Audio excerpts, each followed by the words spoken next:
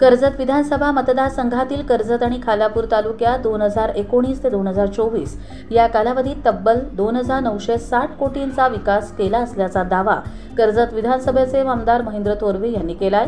थोरवे यांच्याकडून महाराष्ट्र शासनाच्या माध्यमातून झालेल्या विकास कामांचा अहवाल पुस्तक रूपाने जाहीर केला आहे। कर्जत शहर आणि खोपोली शहर मध्ये ऐतिहासिक विकास कामे करून शहराचे वैभव वाढवण्यात पुढाकार घेतला। 2019 ते 2024 या 5 वर्षांच्या कालावधीत महेंद्र थोरवे यांनी आपल्या कर्जत विधानसभा मतदारसंघासाठी तब्बल 2,960 कोटींचा निधी मंजूर करून आणला आहे। या सर्व 2,960 कोटींचा हिशोब आपल्या विकास अहवालामध्ये नमूद केलाय। महेंद्र थोरवे यांनी आपल्या आमदारकीच्या काळात शासनाच्या 5 वर्षांतील अर्थसंकल्पांमधून 517 कोटी रुपयांचा निधी मंजूर करून आणलाय। त्याचवेळी कर्जत आणि खालापूर तालुक्यातील नळपाणी योजना यांच्यासाठी तब्बल 184 कोटींचा निधी पाणीपुरवठा विभागाकडून आणला आहे।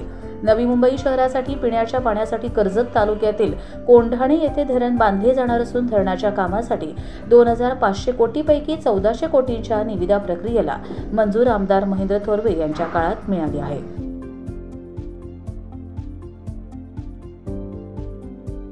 Bureau report, Karjat live.